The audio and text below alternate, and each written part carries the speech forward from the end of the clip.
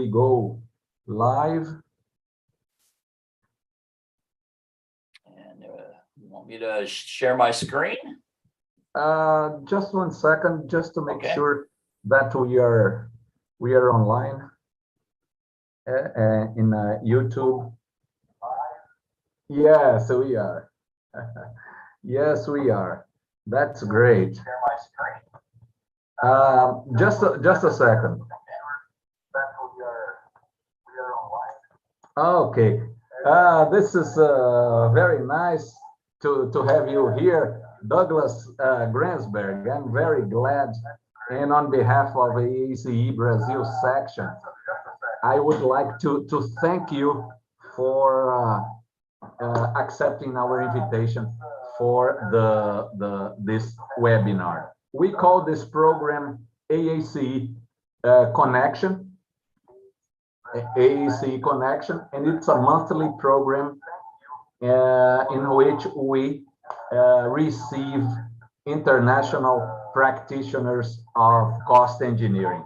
And you are one of these authorities that will honor our section with your presentation. I will read your CV so that people can see how important you are and all the achievements that you have made in your long career. Douglas Gransberg is the president of Gransberg and Associates, a construction management and project delivery consulting firm. He has been hired by 24 state departments of transportation as a project delivery consultant, and 5 years ago he retired from his position as a full professor at Iowa State University. Before that, he spent 20 years in the U.S. Army Corps of Engineers and has published, pay attention, he has published more than 200 journal articles and 4 books about project delivery. And this is the subject of our webinar. And Douglas, before sharing screen, I would like you to explain that you recently published a book on project delivery, a recently published the book. So the word is yours. Well, thank you very much. And yes, I've co-authored a book with my good friends Michael Loulakis and Dr. God. Mike is probably one of the foremost lawyers in the United States when it comes to project delivery as well as construction law and those types of things, and got as a professor out at Cal Poly Pomona. So the whole purpose of the book was to try to cut through a lot of the alphabet soup, I guess would be a good word, of project delivery, where we have all sorts of new names and different things, different names for the same things. And so that was the whole up, try to get it all into a single book, kind of a dictionary on project delivery.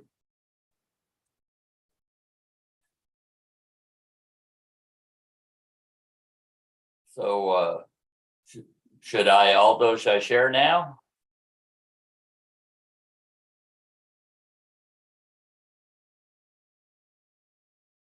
Okay, I see the whole purpose of the book was to try to cut through a lot of the alphabet soup, I guess would be a good word, of project delivery.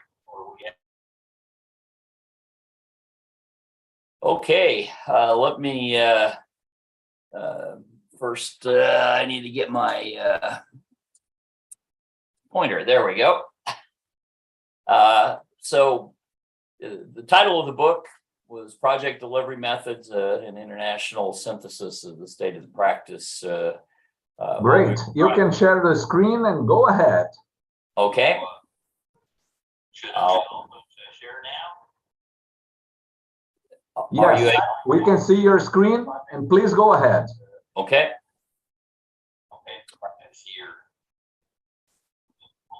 The title of the book is the Engineer's Project Delivery Method Primer, and the idea is that we're what I'm going to be talking about here is just the contents of the book, and in terms of the international synthesis of the state of the practice. This is just a little bit of about my background. Aldo has already covered it. We have been involved in a lot of work all over the world. Probably two most familiar projects to those of you in Brazil was the Panama Canal expansion project, where I was associated with that in the very beginning. And then the other one would be the Alliance project that we were involved with in New Zealand, where after the 2010-2011 earthquakes, Christchurch was completely devastated, and we got involved in this form of alliance contracts. So you can see a list of the various places we've lived or we've worked. I throw Brazil in there. I had one small project through a colleague in the Lean Construction Institute of Brazil, Sergio Ichaconti. So let me move on with this. The jargon and acronyms are really confusing, and it's very difficult to communicate in the world of project delivery methods. Additionally, when we get into discussing project delivery, we've got to set it in the context of the actual legal setting in which it's the project's being delivered, and then also the cultural context. Having worked around the world, it's very different. Those two angles are very different from each other, and difficult to try to understand.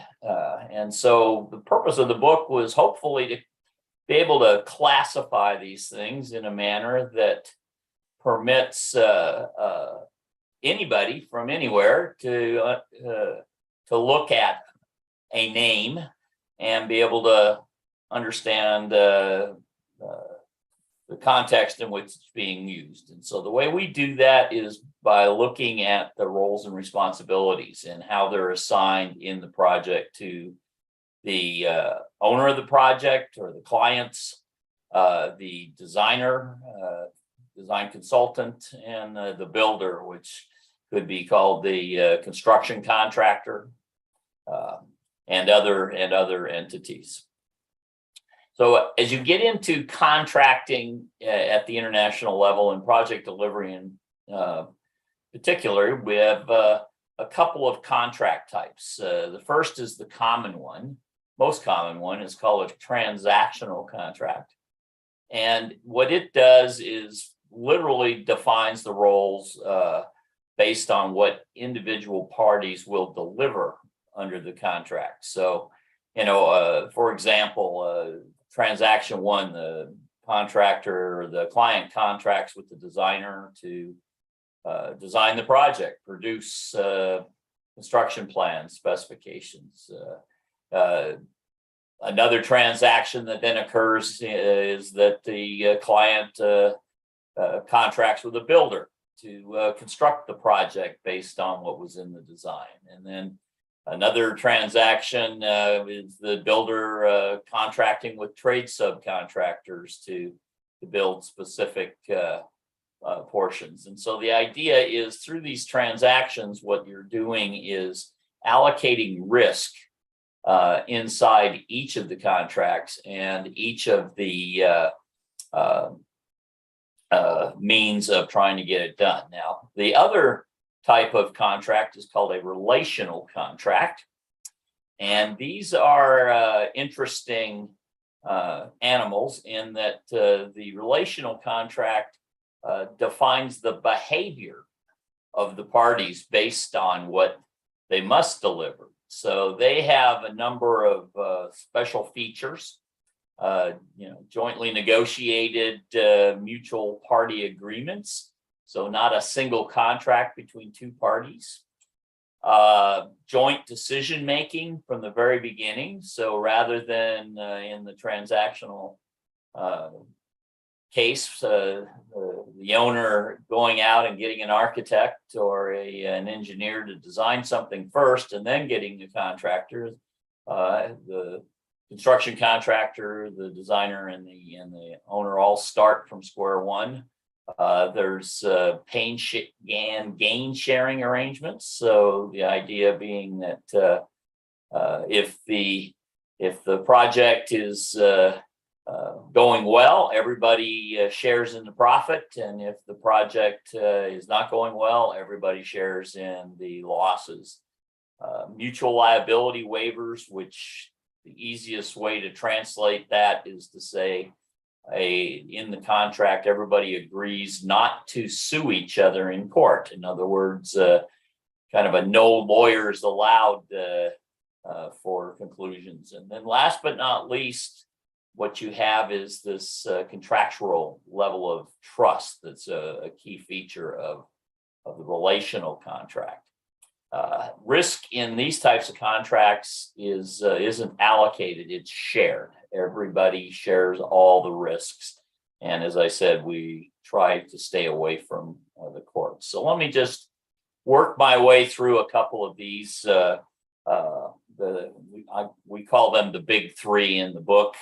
The traditional method, you'll notice we'll take the terminology of design and then bid, which is really the tender offer portion, and then the build, the actual construction portion.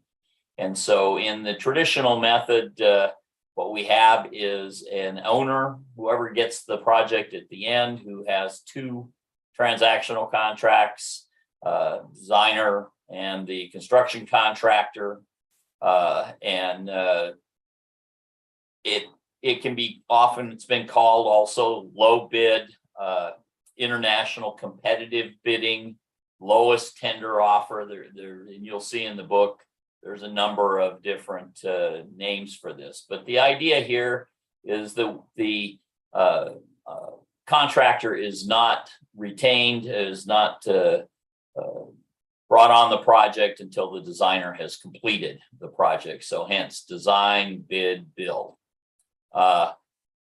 If we look through the variations that are available in this, there's one of the major ones is called design, bid, build, best value. And so this is one where the award of the construction contract would be made on some other factor other than just having the lowest tender. It is often a two-step process with a qualification portion so not everybody is allowed the opportunities to compete for it. And often it can be, these are other names for it, multi-step sealed bidding, where we work our way through the qualifications and then maybe project approach, etc. What's called A+B bidding in the United States, where the owner would put a dollar value on each day of the project. And then the competing contractors would say not only how much they're going to cost, but also how many days they would take. And so those two numbers are then added together, and whoever has the lowest, A plus B, is the one. So cost plus time bidding, and then other, other kinds of other ones. Now, another version is rather than having a bid for the work itself, you agree on an arrangement where the contractor is reimbursed all the costs that it incurs for the project, and then is provided. Usually, this is the competitive portion, some form of fee, cost plus profit, some kind of fee that covers their indirect costs and the profit they make. And again, you can see things: cost plus award fee, cost plus a percentage of cost, which is usually kind of frowned upon, in that there's no incentive to keep the cost down then on the contractor's part. And then sometimes this can also be called time and materials. There's a design bid build multi-prime, where the owner won't have a single general contractor, but will, after the design is complete, we'll get separate contracts for each of the major trades. As I remember it, when I was working in Sao Paulo, that was a somewhat the approach, at least the project that I was looking at. We had a contractor, and then we had a electrical contractor and a mechanical contractor, so that what the owner was doing, they had a multiple ones. This is sometimes called phased construction. And then last but not least, a World Bank type of definition, which is the build, operate, transfer, where there's not only a construction contract, but there's also a period where the contractor operates whatever the facility is, and then a series of handback criteria for the condition of the asset at the end of the life, where it's then transferred to the owner to continue to operate that. And this is called sometimes a development contract. As I say, World Bank is actively involved in BOT contracts. The next one we call construction manager at risk, or construction manager general contractor. There's also a ton of names that go with this as well. But the idea is that the owner retains both a designer and a general contractor early in the project. This sort of sounds like a relational contract, but it isn't. And that's because we, again, have two contracts. But the general contractor is brought on during the design at some point with a pre-construction services contract. And then the construction contract, or the cost of construction, is then negotiated so that rather than bid out. And if there's an agreement reached on the construction contract amount, then the contractor is awarded the construction in a second contract or an amendment. If there is no agreement, then there's an off-ramp where the owner can pay for the services of the for pre-construction, and then have the designer of record finish the project and move it to just advertise it like a traditional design bid build. And there are a multitude of CM at risk variations. What I've tried to do here in this, rather than try to go through each one of the variations, but to really show where the, what are the characteristics that are from the perspective where each of these are used. You know, if you have an owner that really wants to do the design, ECI, by the way, is early contractor involvement, which has an incarnation as a transactional contract in the U.S. and in the U.S. or the U.K., the Australia, New Zealand, Asia, some places it's actually a relational contract. So going over each of these, it's just a matter of looking for which one of these variations, and I guess the book is the best reference to go to. If the owner wants to design it themselves, for instance, they will use a variation that is called, you can see here's our terminology confusion, owner facilitated design build, rather than calling it a design build contract. And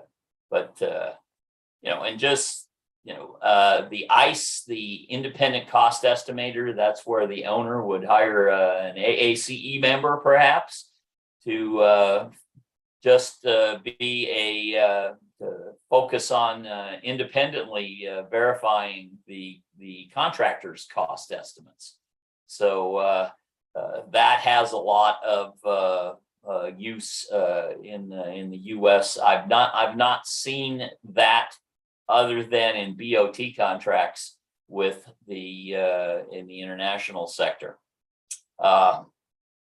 And then the idea of target pricing, where we will go through a series of progressive pricing drills, and basically the owner and the contractor will agree on the costs of each package, each part of the construction project, and then that allows a construction to commence and with a contractually fixed price. Third one is called design build, and again, many different names for it. Turnkey, design and build, say early contractor involvement, and it's a portion of the first part of what's called a public-private partnership, which I'll get into in a bit here. But key thing is the owner contracts with a single entity to do all the design and all the construction. Variations, one of them is engineering, procurement, and construction, EPC. This is a common term in the industrial sector, energy sector, and the idea there is what we're breaking it up into the, excuse me, my timing is, I forgot to turn it off before I shared my screen. But the idea is that we now have three different kinds of phases, or we have our design phase, which is the engineering. We have the procurement of major pieces of process equipment that also have to be designed, and then the construction of the overall plant, whether it's a petroleum facility or refinery, or could be a like a wafer facility for computer chips. Variation on that is called the engineering, procurement, and construction management, and this is where the owner just hires an agent to do the construction management, and the EPCM contractor is going to do the engineering and the procurement, but then act as the owner's agent in construction. You can see the two graphics where the EPC project development process is starting with front-end engineering and then getting into the detailed design and then the building. In the EPCM, what we have is There's a separate contract that's done for construction that is held by the owner, but managed by the EPCM contractor. Getting into other ones, design, build, operate, and maintain, where there's a post-construction requirement to operate and maintain a given facility. And what it does is it provides the opportunity for the owner to perhaps train its own operations and maintenance staff, and also to make engineering enhancements, in other words, alterations to the design in a manner that allows the reduction in life cycle costs long terms and improvement in operational efficiency. Again, World Bank typical definition or use of this is called operate, design, build, operate, transfer, and often at this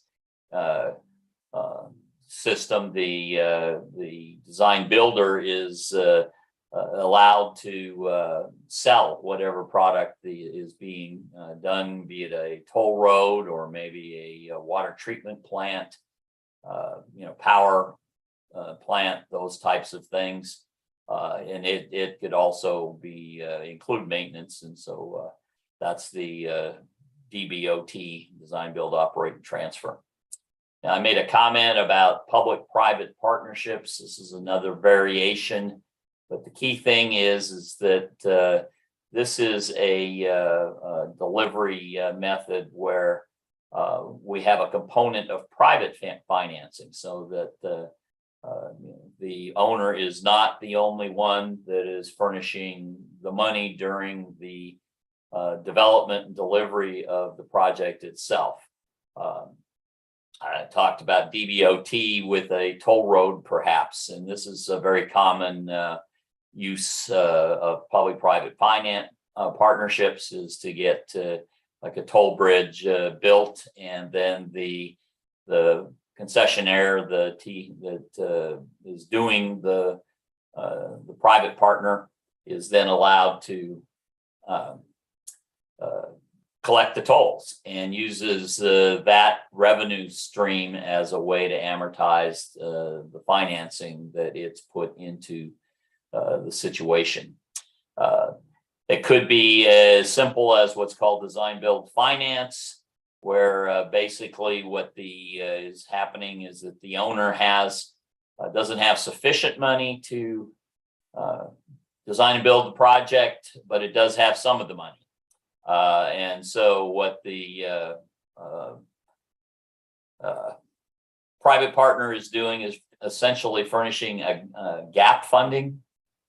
I'm involved in a program in Georgia, which is an $11 billion program for the Georgia Department of Transportation, where in the design build finance arena, the state furnishes 60% of the funding.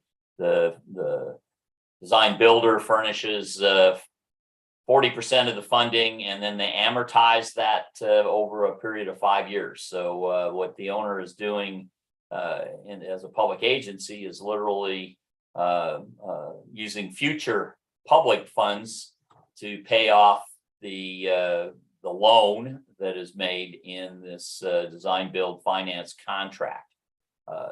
Typically, this brings in another party, which is some form of financier, and then we have several other agreements. We have this intercreditor agreement, and then finally the security agreement that deals with the equity that the design builder would bring to the table.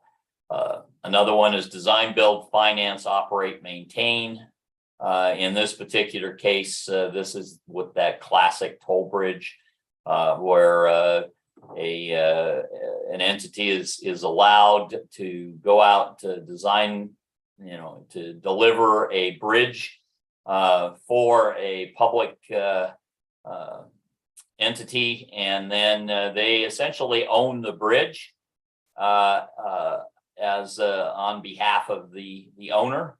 and they are then allowed to operate it, maintain it, and collect profits from it. I'm also been involved in a tunnel project in Virginia that's very similar to this, where the concessionaire has a 99-year concession.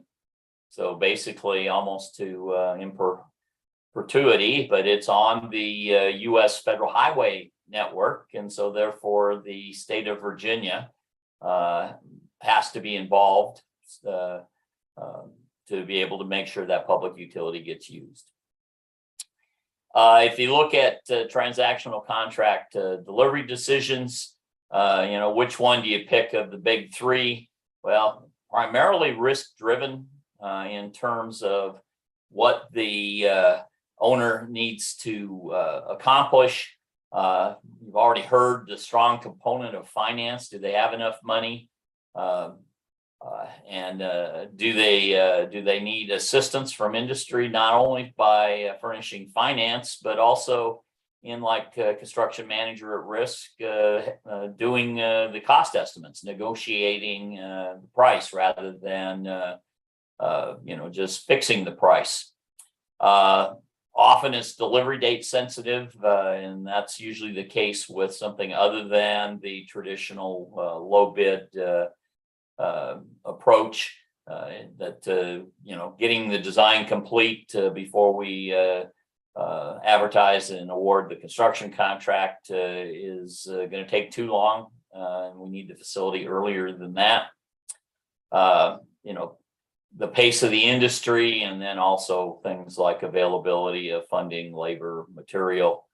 COVID has gotten into this, and in our practice, one of the things we're now doing is assisting our clients in selecting project delivery methods with one of the key things in mind is the supply chain issues that we're seeing in the United States and elsewhere as a result of COVID. Getting into the relational ones, the most simple one is called the project partnering contract. And really what it is in that contract, they're aligning all the business relationships and business objectives between the designer, the owner, and the builder. And the idea there is that the projects then proceed with this mutually agreed objective and actively search for continuous improvements. And often these partnering contracts are for more than a single project. They could be for a program, which is a series of projects. There's a set of commercial terms and conditions that are built into the partnering agreement that or partnering contract that prescribes, just like construction manager at risk, the relationships between the designer and the construction and the contractor. I mentioned the alliance contract. These are very popular in Australia and New Zealand. Australia itself has done over $60 billion of these infrastructure contracts, and they've only had one of them fail. And when I say fail, ended up in court, which is supposed to be, they sign a contract saying they won't go to court. And what happened was one of the alliance partners defaulted, literally walked out. And so the alliance agreement is an interesting arrangement. Before it's done, there could be a competitive selection done for alliance partners, in which all three groups that ultimately end up together have input to. The agreement will have a leadership team, a governance council, and then it'll have a management team. And the management team is where we've got the engineers, the architects, the contractors, all the various folks that are involved in it, to include the finance, There will be sometimes system suppliers and operator maintainers, depending on what infrastructure is being delivered. Principles of alliancing are kind of the heart of that alliance agreement, and the idea is that there's this mutual commitment made in a best for project approach rather than a best for me approach. And then the other principle is that we all win or we all lose. And so the idea here is if the construction contractor is losing money, the designer is also losing money, and the client's losing money. However, if the designer is making a huge profit, then the contractor is also part of that profit, and the owner also shares in that. And that's where they have these pain gain sharing arrangements. And the idea is to maximize the integration of the various parties at the very inception of the project. Have everybody in there, including the contractor. We often use the term in the US, everybody has skin in the game from day one. So the designer and the contractor are also furnishing equity in the development of the project rather than just the owner. And then the idea is to try to maximize cost and schedule certainty rather than try to minimize the cost and the time. So the approach there is there's nothing wrong with finishing the project on time and on budget and giving creating an asset that meets all the functional needs that it was intended to. Another version of this that's in use primarily in the United States, as I understand it, but is called integrated project delivery. And you can see there's a multi-party contract rather than single-party contracts. And then beneath that, the major members of the IPD team will then have transactional contracts to bring in the technical expertise needed in design and in construction. Has very much looks like the alliance agreement. Often we will bring in lean construction, which is something, like I say, I was involved in when I was in your beautiful country, the one time in my life where I had that opportunity. Normally there are lean construction principles that are built into or baked into the IPD multi-party arrangement. And so the idea here is what we're doing is trying to have various levels of collaboration and integration, and not just in IPD or alliancing, but going all the way back into just the traditional design bid build type of a contract. We like to separate collaboration from integration, whereas collaboration principles, as you can see, are a system for communicating and resolving issues, jointly developed and jointly validated targets for quality, for schedule, for key performance indicators, access to each other's information systems,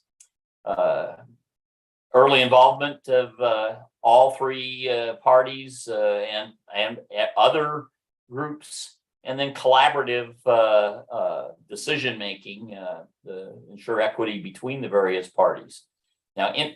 So this is really focused on the behavior piece, the people that are actually going to be on the team and the organizations that make up the team that's going to deliver the project. Whereas integration is focused on business processes, things like financial transparency, the sharing of risks and rewards, getting into relational contracting is is certainly an integration principle, and then negotiated risk distribution. Now, I was involved in a research project with a gentleman named Phil Barutha. He was actually my PhD student at Iowa State at the time. He's now a professor at Notre Dame in the United States.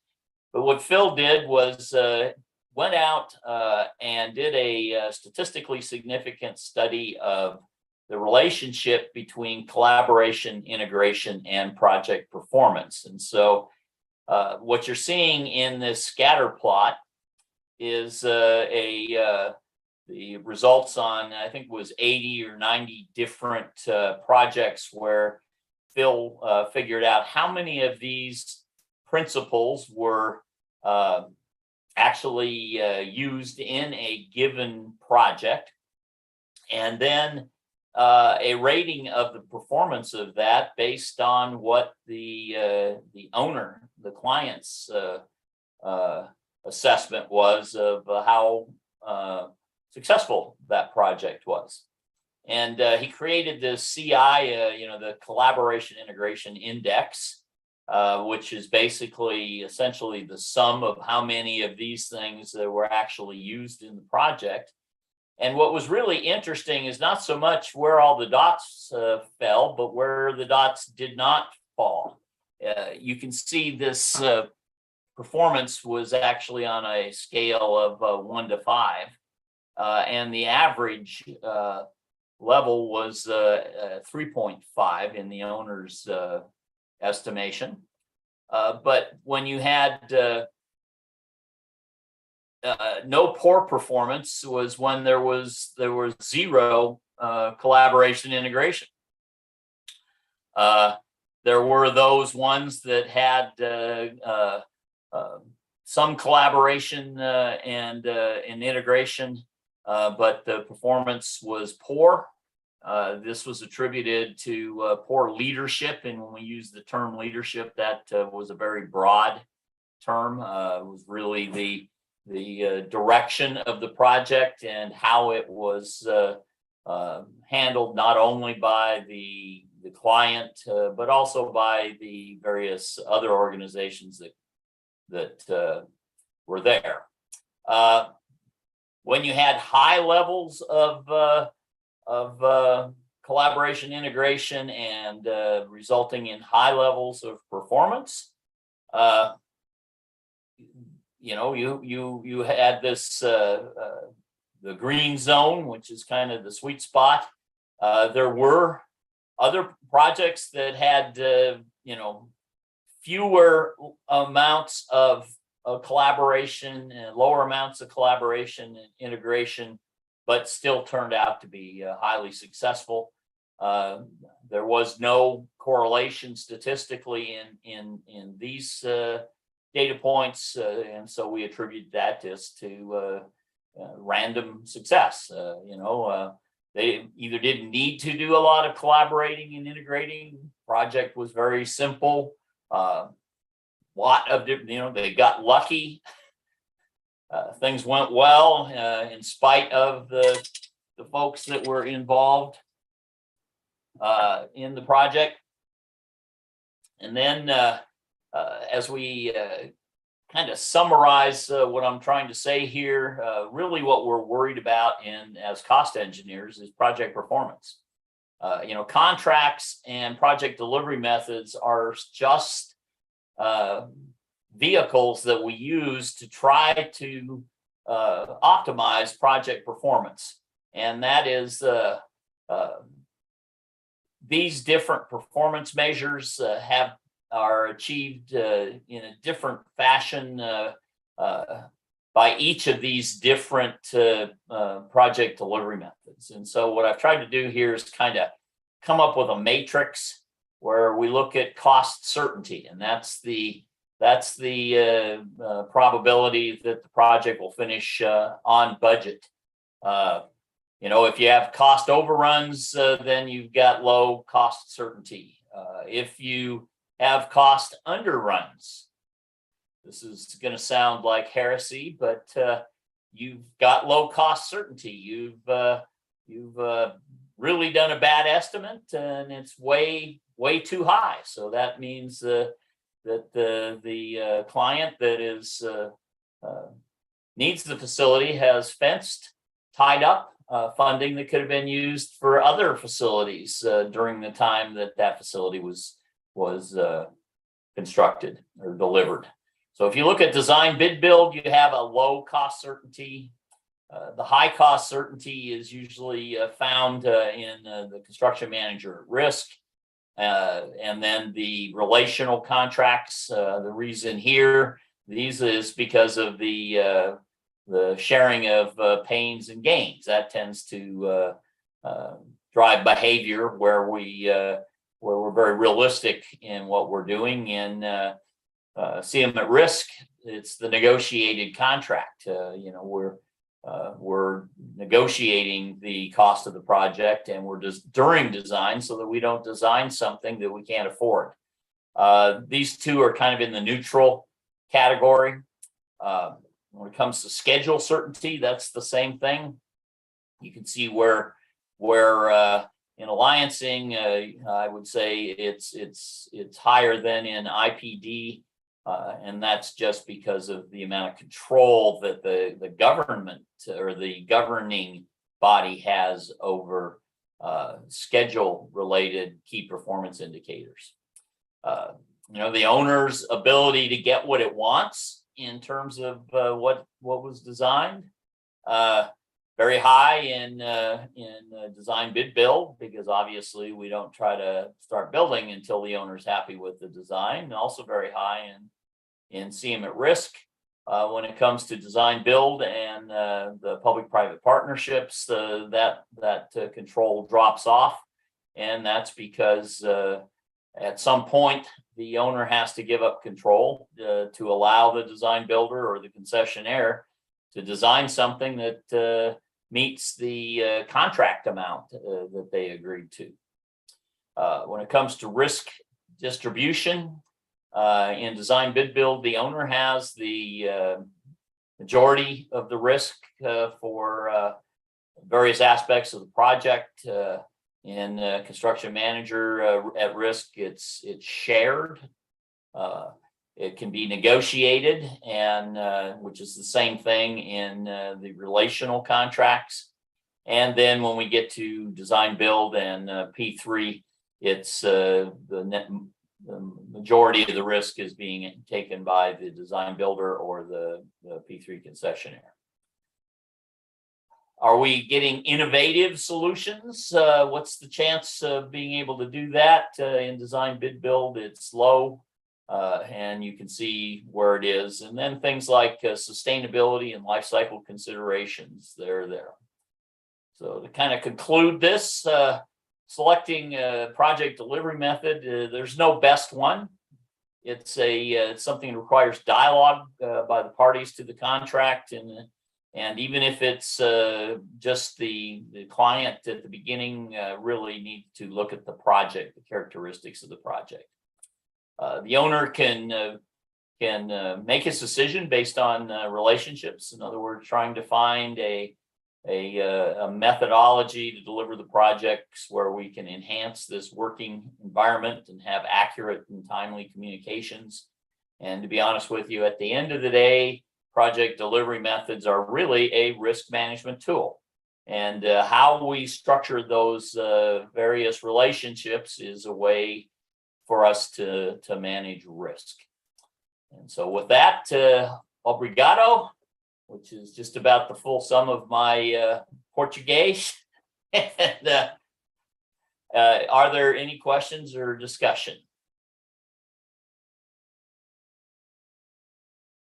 So with that, obrigado. Thank you. Some of my Portuguese. That's great. Any questions or discussion? Yeah, we have some. Yes, we have some questions here. The first one is regarding the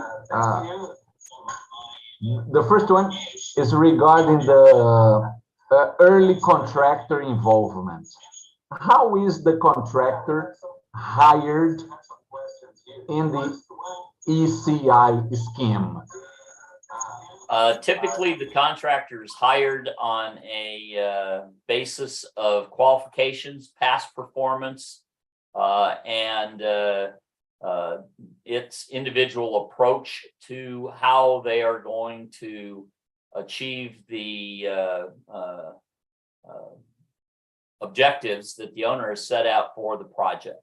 So even though there will probably be a component of price involved in there, the idea is that it's the contractor's qualifications and performance carries more weight in that selection decision than whatever the component of price is.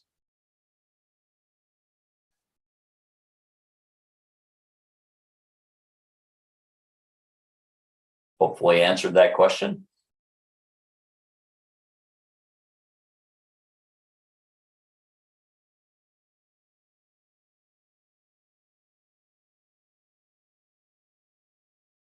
Okay.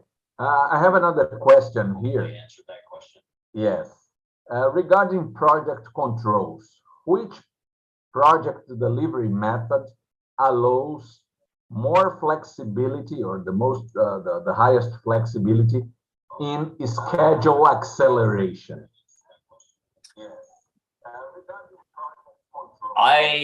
My personal opinion is they all have an ability to accelerate, but construction manager at risk in the transactional contract is probably the one that has the greatest opportunity, because we can hire the designer and the contractor immediately and then negotiate the price and be able to start construction through that by packaging the work. So there's the upfront transaction time that it takes for the owner to write the contracts and award the contracts creates a situation that usually delays the total project, not just construction, but I'm talking about from concept to construction completion. Now, ECI is also a very good approach for doing that. Often the relational contracts require an awful lot of upfront time to negotiate those relationships. And then once that's in place, then there's a very high ability to accelerate the contract by breaking it up and saying, okay, well, let's design this and build this first, type of a thing. So, and I would say that when it comes to project controls in general, the alliance contract is probably the one that has the clearest and most effective series of project controls, because it's required for the gain pain sharing agreement. There will be a whole number of key performance indicators that will be set up, and monthly reimbursements will be based on achieving the key performance indicators. So that's my answer.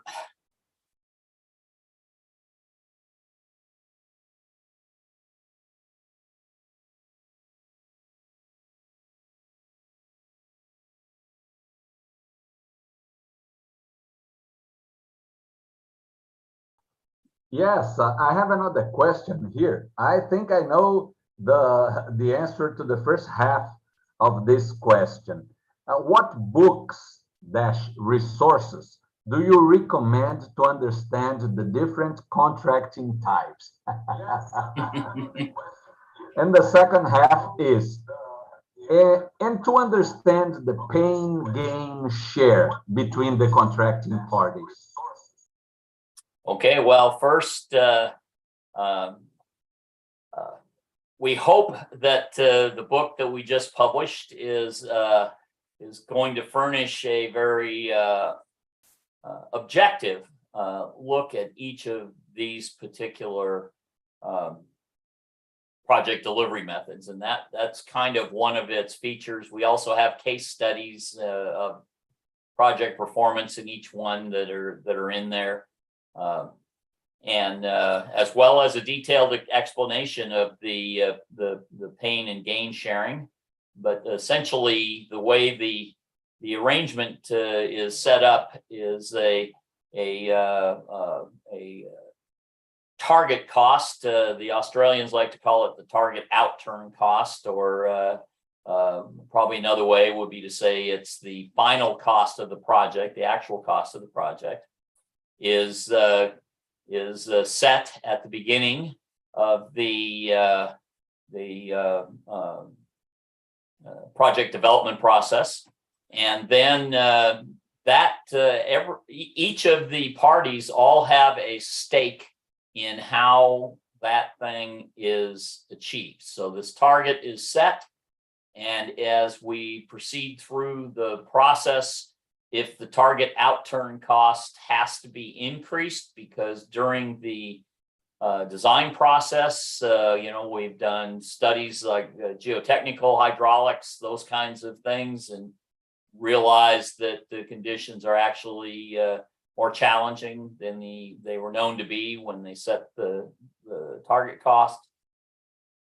That then changes the target cost, and then below that, that's all broken down into different factors.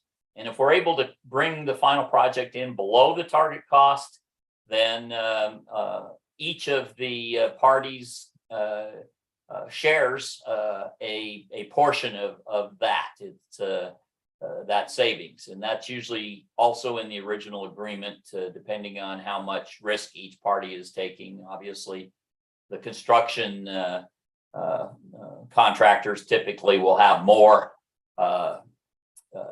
percentage of the overall savings, just because they're furnishing more of the labor, materials, and equipment than the designer, for instance, or the owner.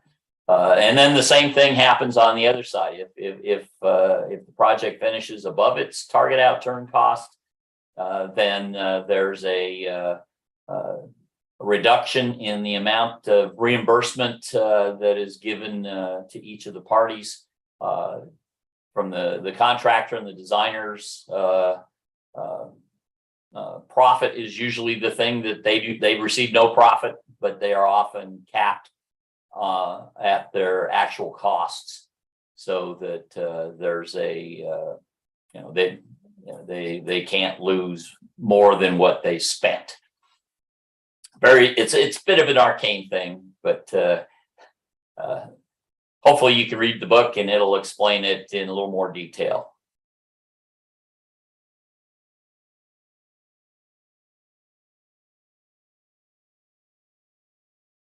It's a bit of an arcane thing. Yes, it is.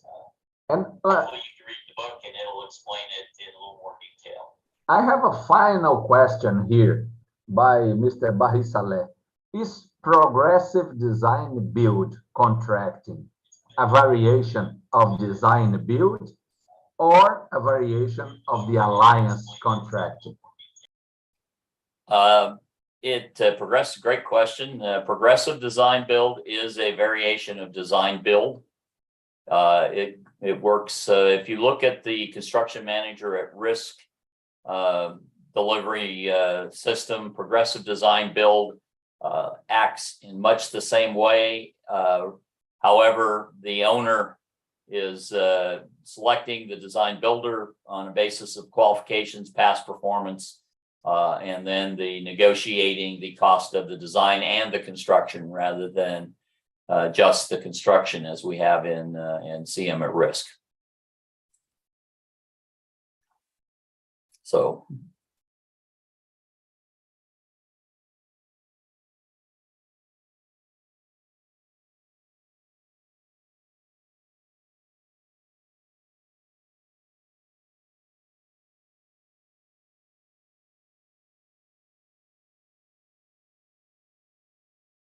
Okay, so Douglas Gransberg, it was a big pleasure for us, and on behalf of the board of directors of AACE Brazil section, I would like to thank you very much and to tell you that our section is open and is willing to have you here in person in Brazil in one of our conferences or to deliver a course. And thank you very much.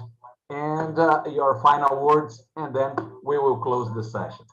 Well, I look very much forward to coming back to Brazil because for no other reason, you have the best coffee in the world, and I am a coffee aficionado. So thank you very much. It's been an honor. I look forward to continued relationship. Thank you very much. Good night. Okay. It was excellent. I had a great time here.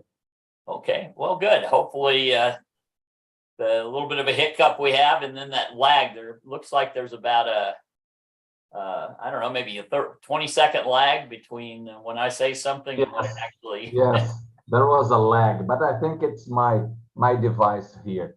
And well, we have our annual meeting, which will be in December, first week of December, here in Brazil, 2nd and 3rd of December. And you are invited. If you want to be a speaker, just let me know and we will find a slot for you.